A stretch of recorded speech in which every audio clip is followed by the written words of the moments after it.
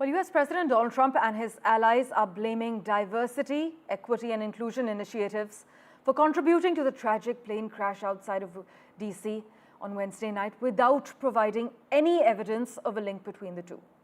Trump has claimed the FAA's DEI policies had included hiring people with severe intellectual and psychiatric disabilities, but I'll tell you why this is a big deal.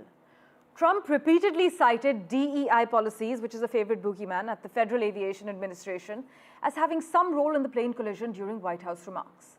He also blamed Democrats who advanced inclusive workplace policies. You must note, while the cause of the crash is not yet known, Trump implicitly equated racial, gender, and other forms of diversity with a lower quality federal workforce. Meanwhile, officials say there hadn't been anything unusual about the flight paths for either aircraft leading up to the collision, nor had there been a breakdown in communications.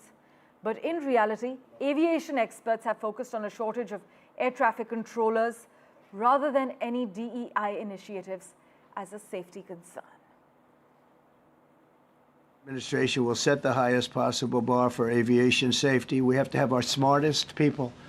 It doesn't matter what they look like, how they speak, who they are. It matters intellect, talent, the word talent. They have to be talented, naturally talented geniuses. You can't have regular people doing that job. They won't be able to do it. But we'll restore faith in American air travel. I'll have more to say about that. I do want to point out that various articles that appeared prior to my entering office, and here's one. The FAA's diversity push includes focus on hiring people with severe intellectual and psychiatric disabilities. That is amazing.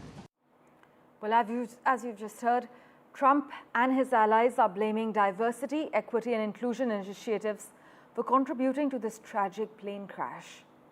They have not provided any evidence of a link between the two, but the US president claimed that the FAA's DEI policies had included hiring people, and I quote, with severe intellectual and psychiatric disabilities. Why is this a big deal? Well, Trump has repeatedly cited DEI policies at the Federal Aviation Administration as having some role in the plane collision during his remarks at the White House. He has also blamed Joe Biden's administration, the Democrats, who advanced inclusive workplace policies. But as we speak, the cause of the crash is not yet known. Trump implicitly equated racial, gender, and other forms of diversity with a lower quality federal workforce, though. Meanwhile, officials say there had not been anything unusual about the flight paths for either aircraft leading up to the collision, nor had there been a breakdown in communications. But aviation experts have focused, meanwhile, on a shortage of air traffic controllers rather than any DEI initiatives, as Trump had claimed. But this mid-air collision between an American Airlines flight and a US Army helicopter in Washington, D.C. killed all 67 people aboard both aircraft, and a preliminary report from officials says that staffing at the air control tower was not normal at the time of this crash.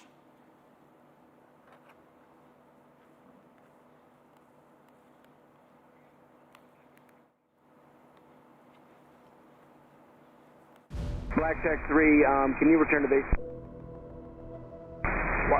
Blackjack 3, proceed directly to Glebe. I need you to land.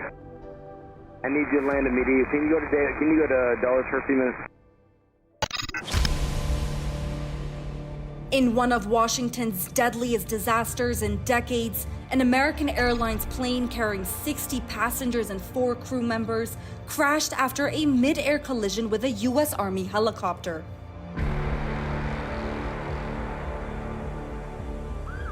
DC officials have said there were 3 soldiers in the Army helicopter.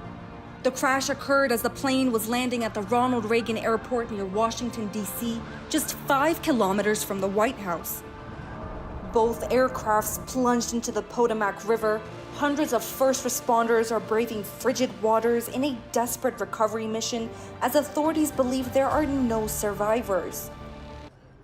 At this point, we don't believe there are any survivors from this accident. And we have recovered 27 people from the plane and 1 from the helicopter. where we are switching from a rescue operation to a recovery operation. You know, when one person dies, it's a tragedy, but when many, many, many people die, it's an unbearable sorrow. It's a heartbreak beyond measure. American Airlines CEO Robert Isom has expressed his deep sorrow over the collision. First and most importantly, I'd like to express our deep sorrow about these events. This is a difficult day for all of us at American Airlines, and our efforts now are focused entirely on the needs of our passengers, crew members, partners, first responders, along with their families and loved ones. My colleague Alistair D'Souza has been tracking the latest developments in Washington, D.C. for us. He joins us live at the moment. Alistair, as you've been reporting, 2 black boxes have been recovered, and also now the staffing at air traffic control is coming into question. Take us through what all we know so far. Let's talk about that. Those 2 black boxes that have been recovered, Parmeshwar, as we've been saying, media reports actually confirming that those black boxes from the jet have been recovered. One belongs to would be about the cockpit voice recorder. The other is collects the data. So the data recorder, 2 sets of black boxes recovered from that American Airlines jet at this point in time. Now, the big question is, what are we going to hear as far as details that come through? What details do we get as far as what was said in the cockpit moments before that crash? Also, what details do we get in terms of flying altitude and other things that would come through? Now, ordinarily, this might not take long. It could take a few hours for authorities to crack this, to get into those black boxes and get that data out to give us an understanding of what potentially happened. But that may not actually be the case. It might be weeks before we actually hear from authorities. Also, one must remember that as far as these black boxes go, we also don't know if they may have potentially been damaged in the explosion. Also, of course, those black boxes are made to withstand a lot of impact. So hopefully in this case, things stay intact and authorities are able to access that. But that would be one of the questions that we'll be waiting to hear as to how good if the black boxes have been compromised by any way in terms of the impact and damage. So lots going to be coming out in the next few days as far as what details we would be able to recover from those 2 black boxes that have been recovered now a few hours ago here in Washington, D.C. Alistair, also President Trump has slammed the former administration, Biden's administration. Some are now blaming him for the crash.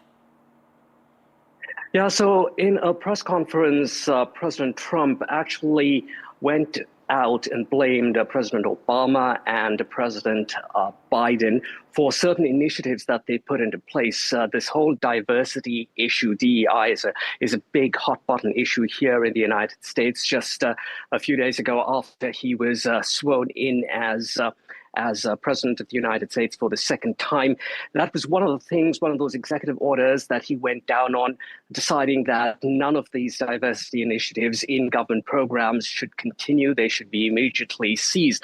And for some reason, President Trump had decided during this press conference that he's going to tie the fact that these diversity initiatives are in place in various government officials, in places like airports and government jobs or in federal jobs, that somehow this crash was tied to that, kind of alluding that there was potentially some compromise in terms of the competency of air traffic controllers who were on duty at that point in time, and therefore a potential error on their part that led to this crash. But at the same time, that same press conference, he then went on to cast blame on the pilots of the helicopter and the aircraft, and then he went back again to blame Biden and Obama for their initiatives as far as diversity goes. So this is something that many people say has been politicized, something that he really shouldn't have been talking about at this point in time. And this is not new. Very quickly, Parmeshwar, last month when we saw that terror attack in New Orleans, Trump was quick to say that had something to do with migrants, when actually the perpetrator of the attack was born here in the United States. Alistair, as always, thank you so much for joining us with the latest information you've accessed. Well, it's the deadliest airline crash in nearly a quarter of a century in the United States. But Trump has appointed Christopher Rocheleau, a 22-year FAA veteran, as acting administrator of the agency. Now, Trump described Rocheleau as a highly respected individual. The Federal Aviation Administration's most recent administrator, Michael Whitaker, resigned when Trump took office last week, and he held the job for about 15 months.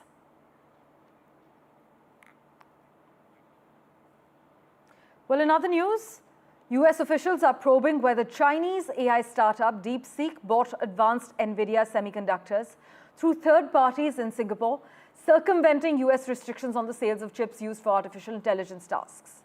Reports state that congressional offices, meanwhile, are being warned not to use DeepSeek, which is roiling the American AI market as we speak. And this, as the bipartisan leaders of an influential congressional committee has said that NVIDIA chips should be hit with tighter US export controls following revelations that the company's tech was used by Chinese artificial intelligence startup DeepSeek.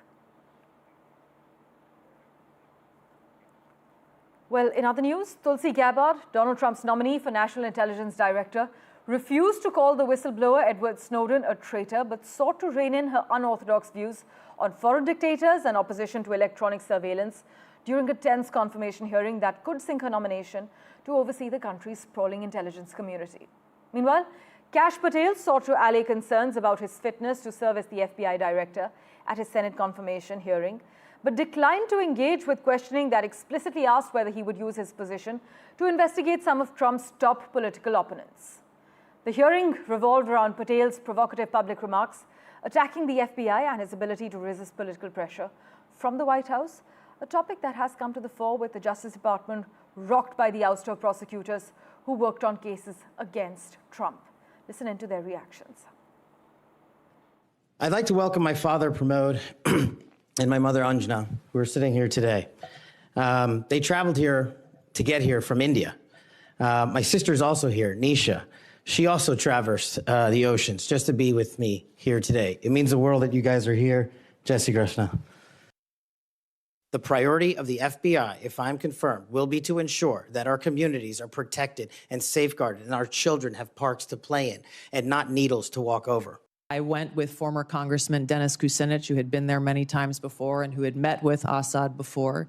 A number of topics were covered and discussed, and to directly answer your question, yes, I asked him tough questions about his own regime's actions, the use of chemical weapons and the brutal tactics that were being used against his own people. In no way does Russia get a pass in either your mind or your heart, or in any policy recommendation you would make or not make. Senator, I'm offended by the question because my sole focus, commitment, and responsibility is about our own nation, our own security, and the interests of the American people. Well, let's switch tracks now. NASA has green-lighted the Axiom 4 mission to be piloted by India's group captain, Shubhanshu Shukla. The Indian astronaut will be joined by 3 others on the 14-day mission to the International Space Station. And Shubhanshu Shukla is set to become the second Indian to go to space after Wing Commander Rakesh Sharma's journey on board the Soyuz T-11 back in 1984 in April. He will take on the role of pilot on the Axiom Mission 4, which will go to the International Space Station from NASA's Kennedy Space Center in Florida no earlier than spring 2025. News and updates continue in a moment right after this very short break. Don't go anywhere.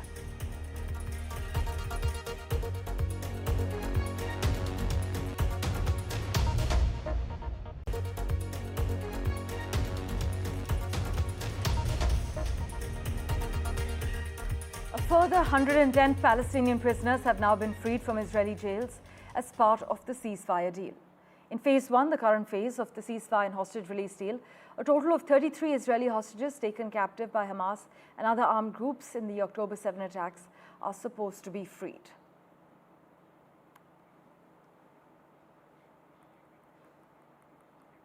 By the way, Donald Trump has signed an executive order to combat anti-Semitism that asks agencies to explore ways to deport pro-Palestinian activists, including student protesters. The US President's order instructs federal agencies to identify available civil and criminal authorities in order to combat anti-Semitism, specifically by deporting resident aliens such as students with visas who were found to have broken the law during protests.